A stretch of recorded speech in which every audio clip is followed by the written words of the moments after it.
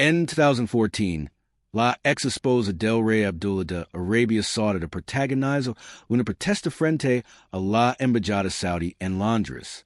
Su demanda era clara. Exigir la liberación de cuatro hijas adultas, quienes habían sido retenidas bajo arresto por orden directa de su propio padre. La situación que vivían estas princesas en Arabia Saudita era alarmante. Sufrían hambre, eran humiliadas constantemente y, además, las mantenían sedadas. ¿Qué destino les esperaba a estas cuatro princesas saudíes? ¿Qué fue de ellas una década después? Finalmente, tras 10 años de silencio, la verdad ha salido completamente a la luz.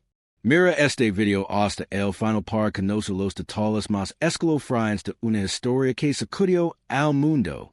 La historia de estas cuatro hermanas conmocionó a la opinión pública internacional hace 10 años. Su padre, el rey Abdullah bin Abdulaziz al-Saud, gobernó Arabia Saudita durante una década y acumuló una fortuna estimada en 15,000 millones de dólares. Era una figura con un poder inmenso, tanto político como económico. Abdullah fue ampliamente elogiado por ser un supuesto reformador. Impulsó medidas para ampliar los derechos de las mujeres, como permitirlos formar parte del Consejo Consultivo, acceder a la educación superior y trabajar en sectores que antes les estaban prohibidos. Aunque muchas de las reformas visibles ocurren después de su reinado, fue el quien sentó las bases para los cambios que transformarían el papel de la mujer en el país. Pero esa imagen progresista no es irreflejada en su vida privada. Dentro de su propia familia, Abdullah mostraba un rostro muy diferente, el de un tirano. Durante más de 10 años, mantuvo encarceladas a sus cuatro hijas adultas en una villa privada.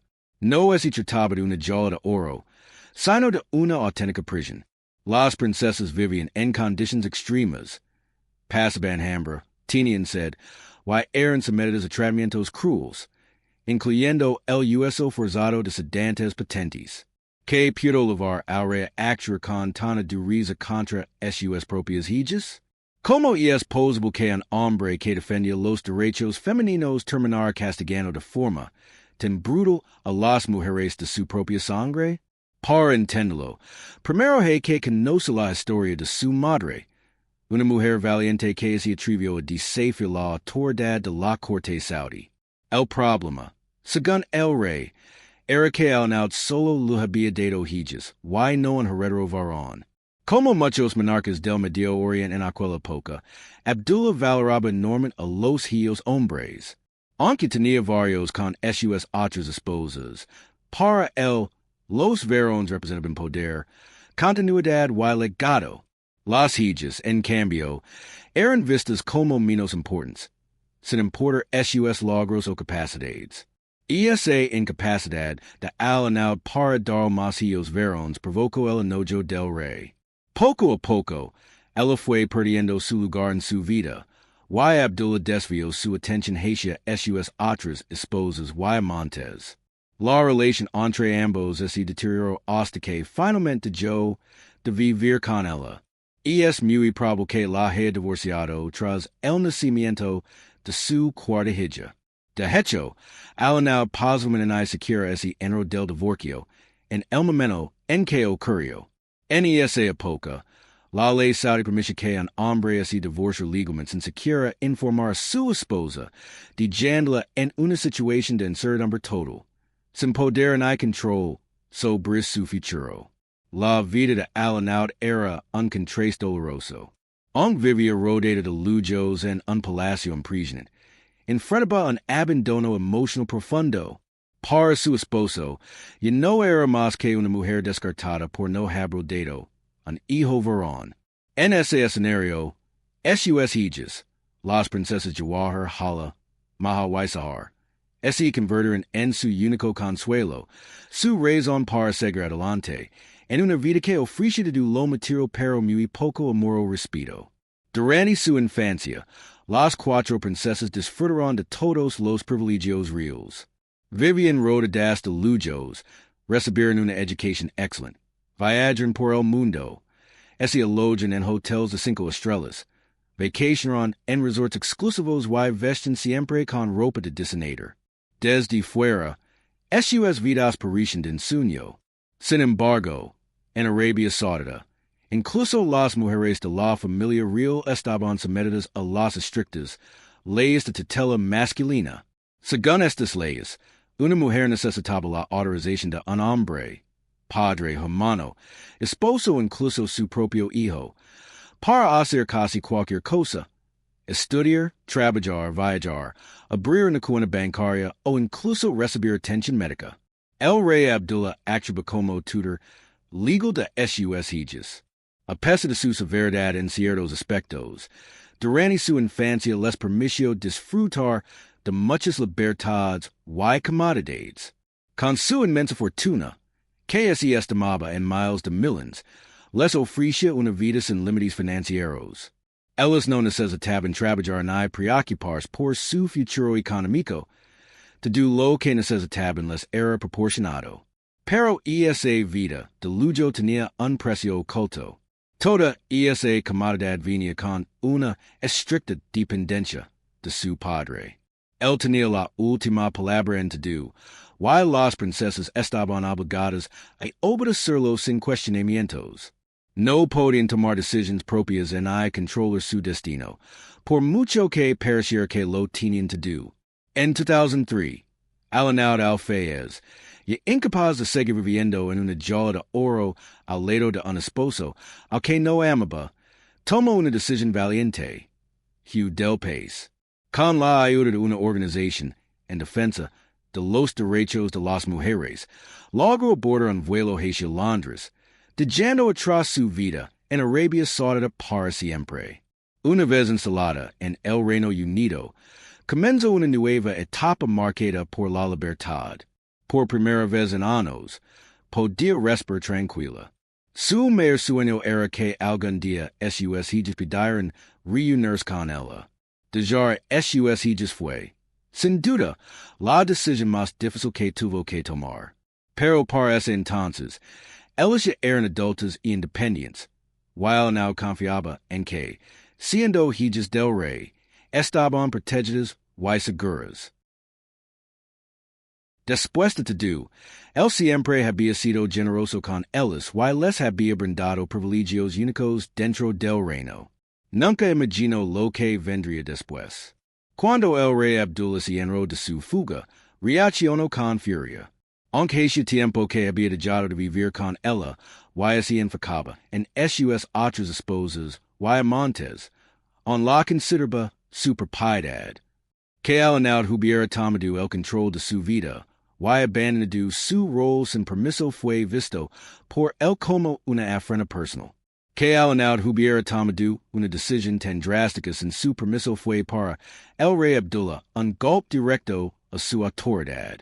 Su ego quedó herido, y su reacción fue inmediata y desmedida. Abdullah sabía muy bien cómo hacer el daño. Consciente del amor profundo que Alanaude sentía por sus hijas, decidió usarlas para vengarse.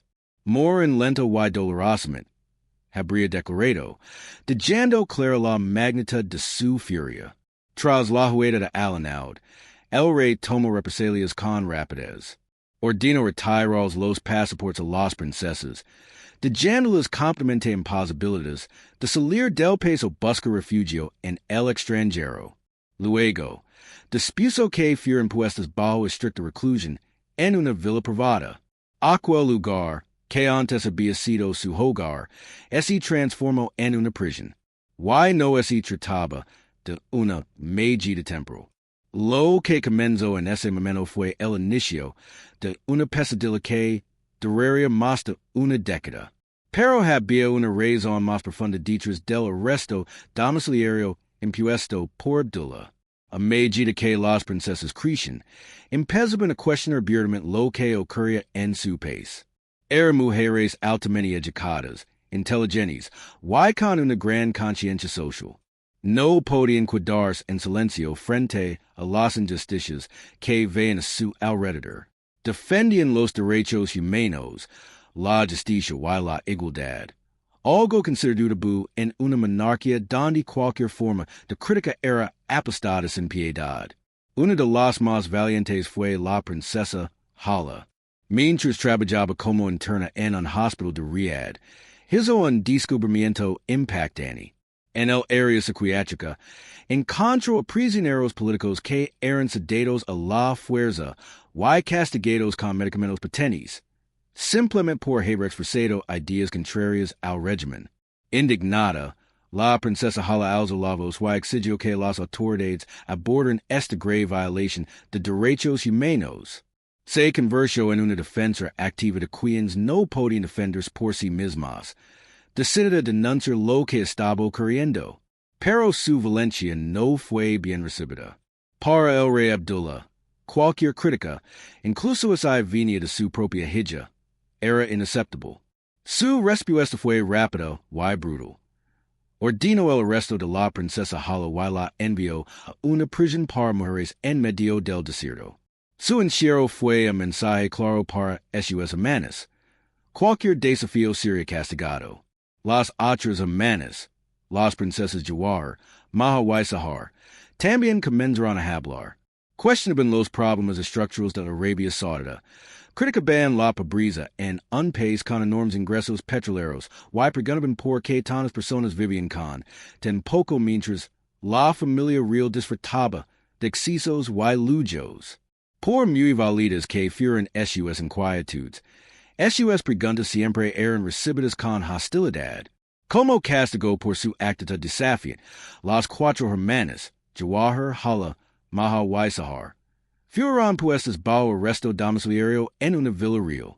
Al principio, aunque vivían bajo vigilancia, su situación no era del todo insoportable. Se les permitía salir en ciertas ocasiones, siempre escoltadas por guardias, y tenían acceso limitado a Internet, lo que les daba la posibilidad de mantenerse en contacto con el exterior, especialmente con su madre, Al-Anaud. Sin embargo, a medida que las princesas continuaron resistiendo a su encierro y compartiendo detalles sobre su situación, las condiciones empezaron a empeorar. El rey, enfurecado por su desafío, impuso restricciones cada vez más severas. Las privaron de comida y agua durante largos periodos, les negaron atención médica, y las sedaron con medicamentos potentes con el objetivo de silenciarlos y quebrar su voluntad. Incluso sufren maltratos físicos y insultos por parte de algunos de esos medio hermanos. Para 2005, Al-Anaud estaba cada vez más preocupada por la seguridad de esos hijas. Temía que el rey pudiera legar hacerlos daño grave, tal como ya había amenazado. Aunque vivía miles de kilómetros en Londres, ese negó cuidarse de brazos cruzados. En 2014, decidió llevar su lucha al plano internacional. Comenzó a pedir apoyo a la comunidad global, a organizaciones de derechos humanos y a los medios de comunicación. Se presentó frente a la embajada de Arabia Saudita en Londres con pancartas, exigiendo la liberación de esos hijas y haciendo pública una historia que por años había permanecido oculta. En su intento desesperado por liberar esos hijas, Al-Anaud escribió una emotiva carta al entonces presidente de los Estados Unidos, Barack Obama, rogando que interviniera y ejerciera presión sobre el gobierno saudí. También ofreció entrevistas a distintos medios internacionales, denunciando públicamente la situación de esos hijas y las injusticias que sufrían dentro del reino. Pero logró Al-Anaud ayudar realmente a esos hijas? Lamentablemente, la respuesta es dolorosa. Su lucha se convirtió en un recordatorio claro de la indiferencia del mundo. Aunque en Occidente muchos expresan indignación y simpatía hacia las princesas y, en general, hacia la situación de las mujeres en Arabia Saudita, la respuesta real estuvo cargada de hipocresía. Detrás de los discursos públicos, no hubo acciones concretas. Los gobiernos y grandes corporaciones occidentales continuaron haciendo negocios con el régimen saudí, comprando su petróleo, formando acuerdos millonarios y manteniendo relaciones diplomáticas con los mismos líderes responsables de tanta represión. Cuando así les pregonó directamente a las autoridades saudíes por el paradero de las princesas, su respuesta fue fría y tajani. Y es un asunto privado. Con esas pocas palabras, descartaron el sufrimiento de las hijas del rey como esa no tuviera ninguna importancia para el mundo exterior. Aparte de ahí, cualquier posibilidad de intervención internacional quedó anulada. Durante más de 10 años, el destino de las princesas quedó cubierto por un manto de silencio. La información era controlada con extremo cuidado, y nadie podía confirmar que había sido de ellas. Solo circulaban rumores y suposiciones, pero no se conocen pruebas concretas. Era como si hubieran sido borradas de la faz de la tierra, mantenidas en las sombras, lejos de toda mirada pública. No fue sino hasta hace muy poco que la verdad, al fin, comenzó a salir a la luz.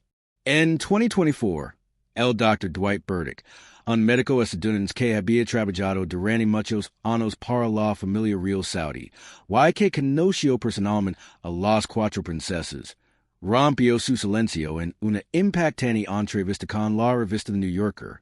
Su testimonio reveló los detalles escalofriantes de lo que realmente ocurrió con Jawahar, Hala, Mao y Sahar durante su largo cautiverio. El Dr. Burdick legó Arabia Saudita desde Texas a mediados de la década de 1990 junto a su esposa. Estaba cansado de la rutina en su hospital en Estados Unidos y buscaba una nueva aventura, motivado también por la promesa de un salario considerable. Pronto se convirtió en médico privado de la familia real saudí, un cargo que ofrece prestigio y grandes beneficios económicos. Durante años, él y su esposa se adaptaron a la vida en Arabia Saudita e incluso llegaron a convertirse al Islam, creando genuinamente en las tradiciones y valores del país. Sin embargo, permanecieron al margen de las realidades más oscuras del poder saudí. Todo cambió en torno a 2008, cuando el Dr. Burdick fue llamado a los aposentos de la princesa Hala con una inquietante petición. Debía darla por la fuerza. Conmocionado, ese negó rotundamente. Aplicar sedantes a una paciente sin su consentimiento IBA en contra de su ética profesional y sus principios como médico. Decidido entender mejor la situación y ver cómo podía ayudar, solicitó permiso para hablar con las hermanas, lo que encontró lo de yo profundamente impactado. Las princesas, en especial Hala y Maha, eran altamente dependientes del alcohol y de otras sustancias. Estas adicciones no eran resultado de decisiones personales, sino de años de sedación forzada. Was not a real offer, it was simply another form of control. Marrying a man chosen by her father would only tighten them. En muchos casos, las eran impuestas como método de control. Las princesas vivían bajo vigilancia las 24 horas. Cámaras y micrófonos las observaban constantemente, registrando cada uno de sus movimientos y palabras. Este ambiente opresivo las mantenía en un estado continuo de miedo y ansiedad. El Dr. Burdick pronto descubrió que Hala y Maha sufrían episodios frecuentes de IRA. La frustración, la impotencia y el dolor acumulado se manifestaban en comportamientos impulsivos. En esos momentos, el personal del palacio llamaba a los médicos para que las atendieran de inmediato. En una de esas ocasiones, Hala, llena de rabia y desconfianza, atacó al Dr. Burdick con un cuchillo. En lugar de reaccionar con violencia o cumplir con la orden de ceder a Hala, el Dr. Burdick optó por hablar con calma. Y esa conversación lo marcó profundamente.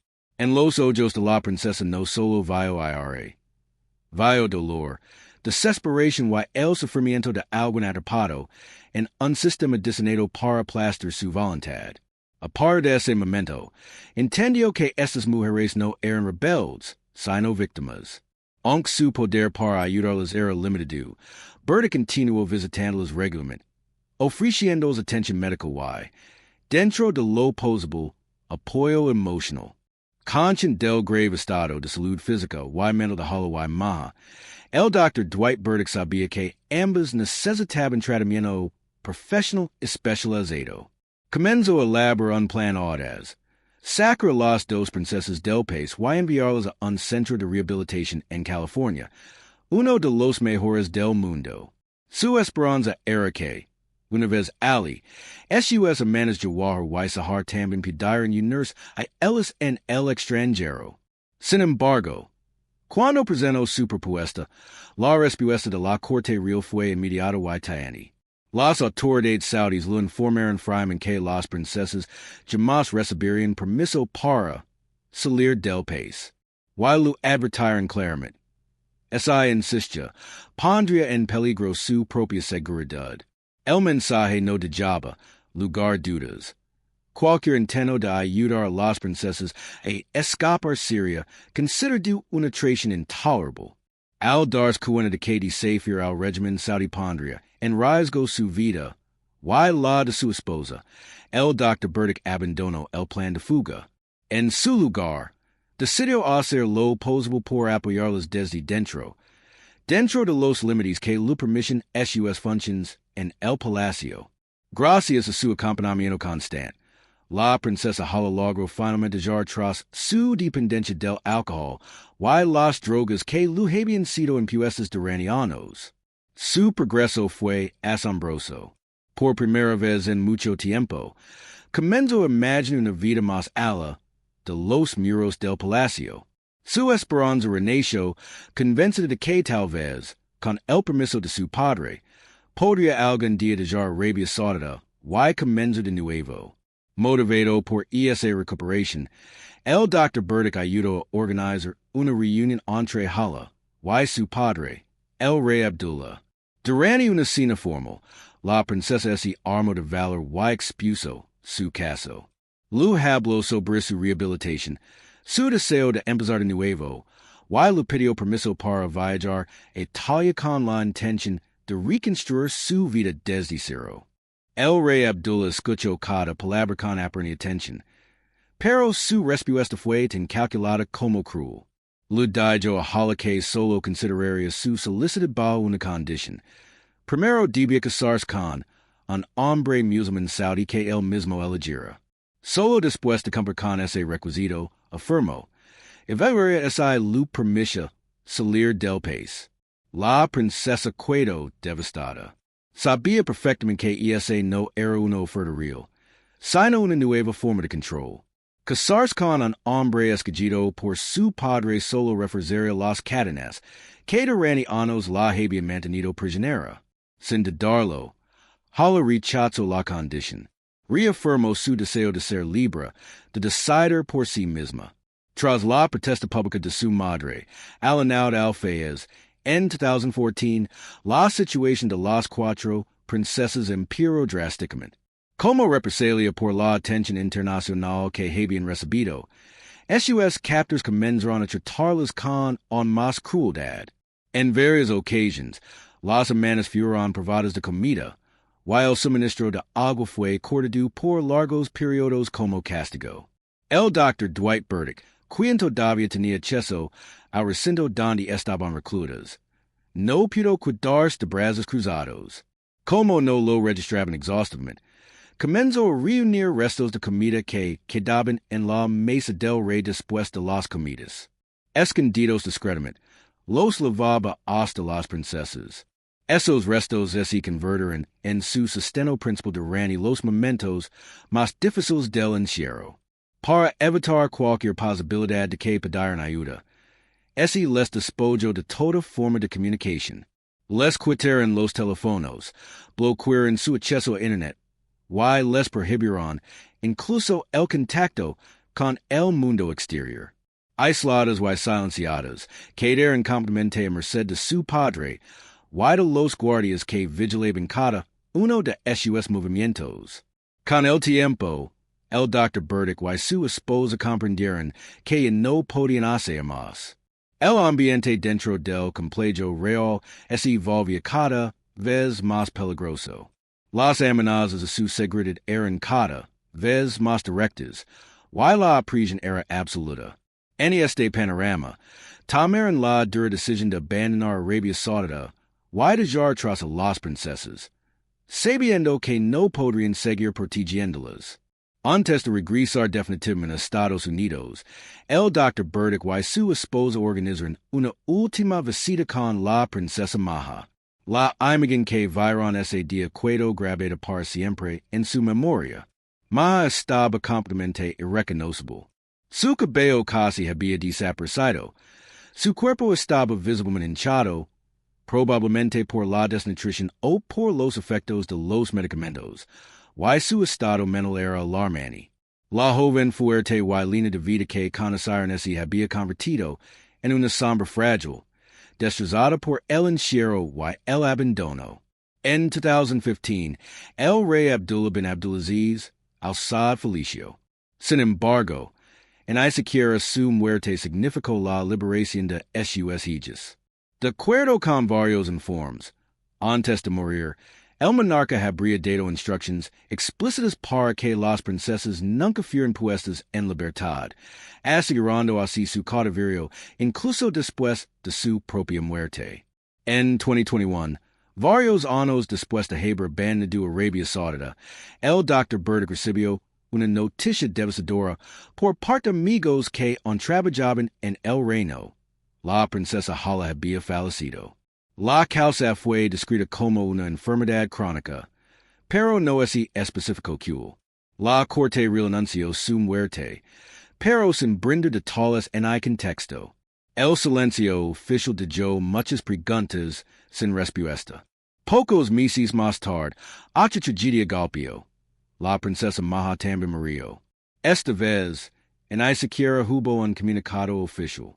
Su fallecimiento fue mencionado brevemente en redes sociales por una fundación humanitaria vinculada a la memoria del rey Abdullah. Ningún reconocimiento público. Ninguna explicación. Solo un silencio frío y ensordecido. Hoy en día, el destino de las dos hermanas restantes, las princesas Jawar y Sahar, sigue siendo un misterio. Se cree que aún podrían estar confinadas en algún lugar dentro de Arabia Saudita, pero también existe el temor de que no estén vivas. La absoluta falta de información sobre su paradero solo aumenta la angustia, el misterio y la tragedia que rodea su historia. Mientras tanto, su madre, Alanaud Alfayez, sigue viviendo en Londres. Con el corazón roto pero con la esperanza intacta, espera poder ver, aunque sea una de sus hijas nuevamente. A pesar de tantos años de silencio, incertidumbre y dolor, ese niega rendirse. ¿Crees que un reencuentro como ese aún sea posible? Esta historia es un reflejo doloroso de lo que significa vivir bajo un régimen autoritario, donde en Isaquira las hijas de un rey están a salvo, donde incluso ellas son silenciadas, encerradas y privadas de su libertad por atravesar pensa diferente. Si esto es lo que sufren las princesas, ¿qué esperanza queda para las mujeres comunes en ese país? Si esta historia te conmovió, compártela. Déjanos tus pensamientos en los comentarios. Dale like al video y suscribe al canal para conocer más historias reales que merecen ser escuchadas. Gracias por vernos.